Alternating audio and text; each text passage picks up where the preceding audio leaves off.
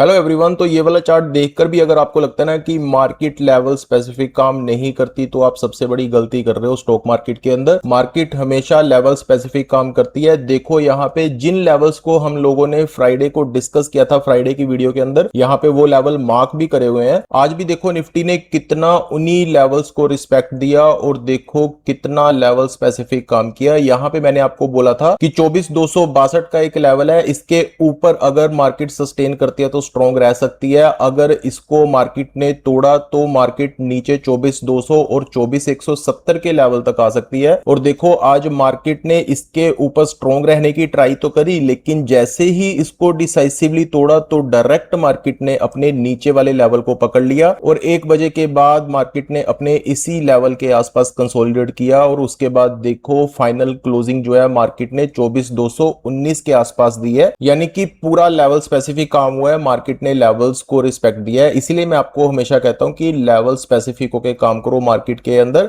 अगर आपको लेवल्स निकालने नहीं आते तो एक ये वाली वीडियो देख लिया करो रोज, ताकि आपके लेवल्स जो हैं वो क्लियर रहें। आपको पता हो कि मार्केट के अंदर क्या सपोर्ट है, क्या रेजिस्टेंसेस हैं, और आपकी मार्केट के अंदर ट्रेडिंग जर्नी जो है वो थोड़ी आसान हो सके। तो आज की मार्केट क्लोज हो चुकी है। अब यहाँ पे डिस्कस कर लेते हैं कि कल मार्केट के अंदर क्या हो सकता है, निफ्टी के अंदर क्या हो सकता है। देखो सबसे पहले तो आपको आजकल जो मेन फैक्टर चल रहा है ना, क्रूड ऑयल, रुपया, यूएस ईरान फैक्टर, आपको इन्हीं चीजों का ध्यान रखना है। अगर आपको इन सभी की चाल देख के लगता है कि निफ्टी के लिए पॉजिटिव है तो मार्केट के लिए सबसे पहली रेजिस्टेंस यही होने वाली है 24,262 और उसके बाद आज का हाई क्या लिया मार्केट ने 24,300। वही जो मैंने आपको कहा था कि मार्केट के लिए एक साइकोलॉजिकल रेजिस्टेंस है। अगर 24,262 क्रॉस हो जाता है तो देखो आज भी मार्केट ने वहीं से आज एक रेजिस्टेंस ली है। तो 24,300 का आपको ध्यान रखना है। ऊपर की साइड अगर मार्केट जाती है तो, और 24,300 के बाद 24,350, उसके बाद हमारे लेवल आएंगे 24,420 24,430 वाले। और अगर क्रूड ऑयल ऊपर की साइड स्पाइक करता है, यूएस ईरान की तरफ से नेगेटिव न्यूज आती है किसी टाइप की, और भारतीय रुपया गिरता है डॉलर के मुकाबले, बॉन्ड यील्ड्स का भी आपको ध्यान रखना है। अगर नेगेटिव सिनेरियो बनता है ग्लोबल मार्केट के अंदर तो यहां पे निफ्टी कल के दिन भी नीचे का मूव दिखा सकती है। और नीचे की साइड आपको ध्यान रखना है 24,168 24,170 का। और अगर इसको निफ्टी ने डिसाइसिवली तोड़ा तो नीचे की साइड मार्केट 24,100 की साइड आ सकती है। और अगर 24,100 को भी डिसाइसिवली तोड़ा तो 24,000, और अगर 24,000 तोड़ा फिर तो उसके बाद नीचे के लेवल्स हैं वो हम आने वाले दिनों में डिस्कस करेंगे। लेकिन फिलहाल कल के लिए ये वाले लेवल्स हैं जो निकल के आ रहे हैं। लेवल्स वही वाले हैं जो हमने बहुत पहले के निकाल रखे हैं। अगर आप लोग इन वीडियोस को देखते हो ना डेली, तो ये लेवल्स तो आप वैसे ही घोड़ घोड़ के पी चुके होंगे, क्योंकि मार्केट जो है इतना लेवल स्पेसिफिक काम कर रही है ना। देखो पिछले दिन भी आप देख सकते हो कितना लेवल स्पेसिफिक मार्केट के अंदर काम हो रहा है। वहीं से सपोर्ट ले रही है मार्केट, वहीं से रेजिस्टेंस ले रही है, जो हम एक दिन पहले डिस्कस कर लेते हैं। और ये किसी टाइप की कोई रेकमेंडेशन नहीं है, ना ही इसके अंदर किसी तरह की कोई ऐसा है कि हमें पहले ही पता होता है। ये सिर्फ एजुकेशनल पर्पज से लेवल निकलते हैं। और जब आप स्टॉक मार्केट के अंदर टाइम स्पेंड करोगे ना, आपको भी ये लेवल निकालने आ जाएंगे। तो ये वाले लेवल है, आप इनको नोट भी कर सकते हो, आप इनकी फोटो भी ले सकते हो। एंड पिछले दिनों के अंदर हमने जो भी स्टॉक डिस्कस किया है ना,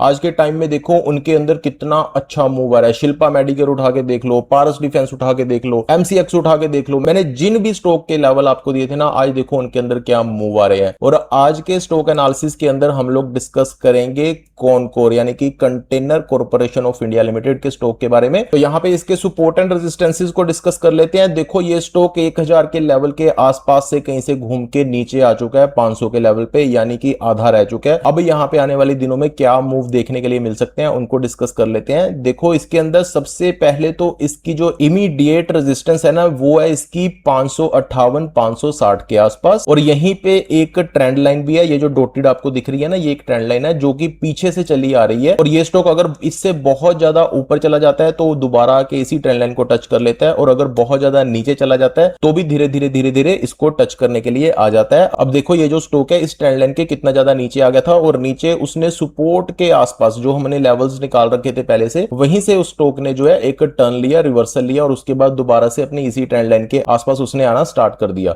अब यहाँ पे लेवल्स क्या निकल के आ रहे हैं, नीचे की साइड अगर ये 501 500 का लेवल तोड़ता है तो ये दोबारा जा सकता है 445 की तरफ। 445 के नीचे ये और ज्यादा वीक हो जाएगा। और वहीं अगर हम इसके ऊपर के लेवल्स की बात करें, सबसे पहला इसका रेजिस्टेंस है 560 558 के आसपास। अगर इसके ऊपर ये सस्टेन करता है तो इसका अगला रेजिस्टेंस आएगा 600 605 के आसपास। और अगर इसने 605 606 को ऊपर की साइड ब्रेक कर दिया डिसाइसिवली और वहां पे सस्टेन करना स्टार्ट कर दिया तो 654 इसका आने वाले दिनों में टारगेट जो है वो देखने को मिल सकता है। और अगर ये स्टॉक वहां तक जाता है तो हम आने वाले दिनों में इस स्टॉक के बारे में आगे की चीजें जो है डिस्कस करेंगे। अभी फिलहाल के लिए ये दो लेवल्स के बीच में ट्रेड कर रहा है। यहां पे नीचे इसने 500 पे सपोर्ट लिया है, अब ऊपर की साइड इसका 558 560 रेजिस्टेंस है, आपको उसका ध्यान रखना है। यानी कि सिंपल से शब्दों में 500 के नीचे ये वीक हो जाएगा, 560 के ऊपर ये स्ट्रॉन्ग हो जाएगा। तो ये हमारा स्टॉक ऑफ द डे, इसके लेवल आप लोगों को पता लग चुके हैं और निफ्टी के भी लेवल्स आप लोगों के सामने है। मैं बार बार कहता हूं कि मार्केट हो चाहे कोई भी स्टॉक हो, वो लेवल स्पेसिफिक काम करता है। लेवल्स निकालने जितनी जल्दी सीख जाओगे उतना ही आप लोगों के लिए अच्छा है। तो इन लेवल्स को नोट कर लीजिए, फोटो खींच लीजिए, आप जो भी करना चाहते हैं आप कर लीजिए। एंड एज यूजुअल मेरी किसी तरह की कोई भी बाइंग या सेलिंग की रिकमेंडेशन नहीं है, ना तो निफ्टी में और ना ही किसी स्टॉक के अंदर। अगर आप किसी तरह की कोई भी बाइंग या सेलिंग करना चाहते हैं तो अपने फाइनेंशियल एडवाइजर या अपनी खुद की रिसर्च करने के बाद ही स्टॉक मार्केट में पैसा लगाइए और हमेशा स्टॉप लॉस के साथ काम करिए। चाहे आप इंट्राडे करते हैं और चाहे आप स्विंग ट्रेडिंग करते हैं, चाहे आप इन्वेस्टिंग करते हैं, स्टॉप लॉस के बिना कभी भी काम मत कीजिए, क्योंकि आपकी एक छोटी सी गलती यानी कि स्टॉप लॉस ना लगाने की गलती आपको बहुत ज्यादा एक बड़े नुकसान की तरफ धकेल सकती है। तो स्टॉप लॉस के साथ काम कीजिए, लेवल स्पेसिफिक काम कीजिए। और अगर आप लोगों को लेवल निकाले नहीं आते तो आपकी जर्नी में आपका साथ देने के लिए स्टॉकोफोबिया हमेशा अवेलेबल है। तो डू सब्सक्राइब द चैनल ताकि आने वाली कोई भी वीडियो आप लोगों से मिस ना हो। एंड लाइक कर दीजिए वीडियो को।